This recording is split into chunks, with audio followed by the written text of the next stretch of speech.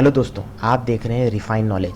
आज हम बात करेंगे जीडीपी क्या है, नॉमिनल जीडीपी क्या है और जीडीपी पीपीपी क्या है। बहुत लोगों को कंफ्यूज होता है कि नॉमिनल जीडीपी और पीपीपी जीडीपी में डिफरेंस क्या है। और आप हमेशा देखते होंगे कि हर कंट्री की जीडीपी पीपीपी जो है नॉमिनल जीडीपी से ज़्यादा होती है। ऐसा क्यों होता है? पहले हम बात कर लेते हैं जीडीपी, ग्रॉस डोमेस्टिक प्रोडक्ट क्या है। मैं इतने बड़े डेफिनेशन में नहीं जाऊंगा, आपको एक छोटा एग्जांपल भी बताऊंगा आगे जीडीपी क्या है। मैं आपको एक छोटा हिंदी में बोल देता हूँ जीडीपी क्या है। जीडीपी आपकी कंट्री में जितना प्रोडक्शन हो रहा है, चाहे वो एग्रीकल्चर का प्रोडक्शन हो, सर्विस का प्रोडक्शन हो, गुड्स का प्रोडक्शन हो, कार पेंसिल से लेकर बड़ा छोटा, रबर से लेके पेंसिल से लेके बड़ा बुर्ज खलीफा भी अगर आपके कंट्री में बन रहा है तो उसको प्रोडक्शन को बोलते हैं वो ग्रॉस डोमेस्टिक प्रोडक्ट। आपकी कंट्री में जितना प्रोडक्शन हो रहा, आपकी कंट्री उतनी नोट छापेगी उस साल। अब एक छोटा एग्जाम्पल लूँगा मैं, आपको बहुत अच्छी तरीके से समझ में आ जाएगा। एक कंट्री है, वो कंट्री के अंदर सिर्फ 2 पेन बन रहे हैं और एक पेन की कीमत है 10 रुपये, तो वो कंट्री की जीडीपी हो जाएगी 20 रुपये। ठीक है ना, ये ज़ीरो सही कर लेंगे।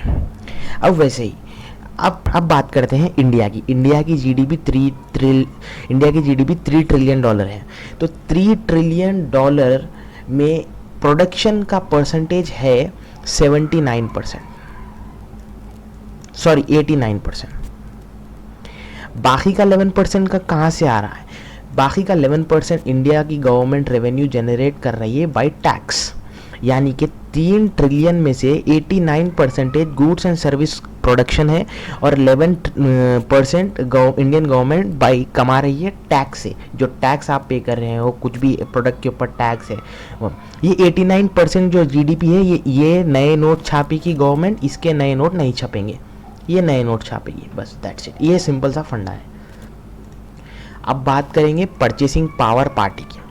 अब मैं ये फिर से ये बड़े से डेफिनेशन में नहीं जाऊंगा, मुझे तो ज़रा भी समझ में नहीं आते। मैं आप लोग को अगर पढ़ना है तो पढ़ लीजिए आप लोग।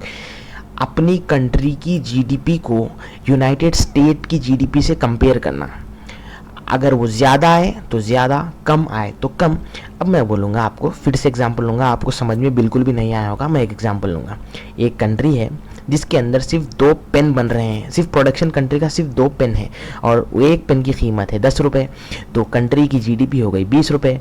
वहीं यूनाइटेड स्टेट है, यूनाइटेड स्टेट, वहाँ पर भी सिर्फ 2 पेन बन रहे हैं और एक पेन की कीमत है 20 रुपये, तो यहाँ पर जीडीपी कितना हो गया? 40 रुपये। तो यहाँ पर तो अपनी कंट्री की जीडीपी कितनी हो गई? 20 रुपये। यूनाइटेड स्टेट की कंट्री की जीडीपी कितनी हो गई? 40 रुपये। तो यहाँ पर भी सिर्फ 2 पेन बन रहे हैं, यहाँ पर भी सिर्फ 2 पेन बन रहे हैं। तो अपनी कंट्री के प्रोडक्शन प्राइस को यूनाइटेड स्टेट की प्रोडक्शन प्राइस से कंपेयर करना। अभी भी नहीं समझ में आ गया तो मैं और एक बात बोल देता हूँ आपको। हमारी कंट्री पे जो चीज़ें बन रहे हैं, मतलब जो पेन बन रहा है, वही अगर यूनाइटेड स्टेट्स में अगर हम बनाते तो उसकी कीमत होती 40 रुपये। तो उसे कहते हैं GDP PPP, purchasing power party. अगर हमारी कंट्री में हम जो चीज़ें बना रहे हैं वो हमारी कंट्री में नहीं बनाकर अगर वो यूनाइटेड स्टेट्स में बनती तो उसकी कीमत होती 40 रुपये। बस यही है। अब आप पूछेंगे जीडीपी नॉमिनल से ज़्यादा जीडीपी पीपीपी क्यों बढ़ के रहती?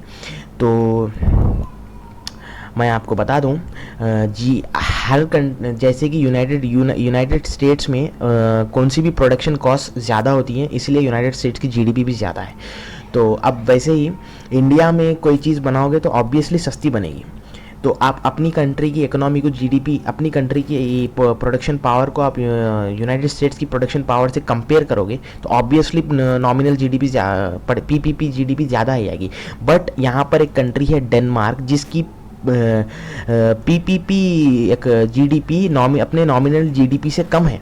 आप चेक कर सकते हैं, अपनी कंट्री की पीपीपी जीडीपी नॉमिनल जीडीपी से कम है। यानी अब उनकी कंट्री में जितना प्रोडक्शन हो रहा है वही अगर यूनाइटेड स्टेट्स में अगर वो प्रोडक्शन करेंगे तो सस्ता होगा।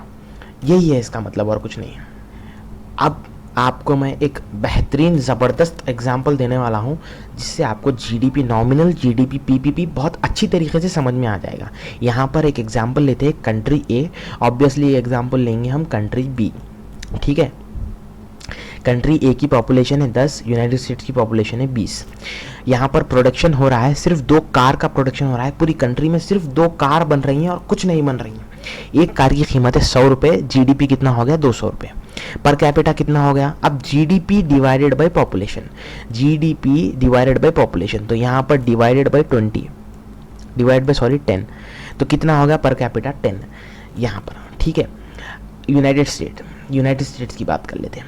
यूनाइटेड स्टेट्स है, पॉपुलेशन कितनी है 20, एग्जाम्पल ले रहा हूँ मैं आपको। यहाँ पर भी सिर्फ 2 कारें बन रही हैं, एक कार की कीमत है 100 रुपये, जीडीपी कितना हो गया 200 रुपये, और पर कैपिटा कितना हो गया 10। यहाँ पर कैपिटा कम क्यों है, यहाँ पर कैपिटा इसीलिए कम है क्योंकि यहाँ पर पॉपुलेशन 20 है और GDP divided by population is equal to per capita.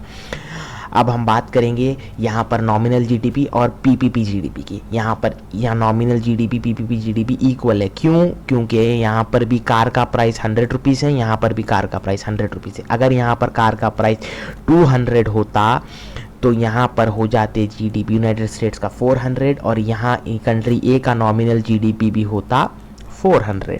यही थी वीडियो देखने के लिए थैंक यू। प्लीज़ जाते जाते सब्सक्राइब करिए, मैं इसी तरह के नॉलेजेबल वीडियोस लाता रहता हूँ। Thank you so much.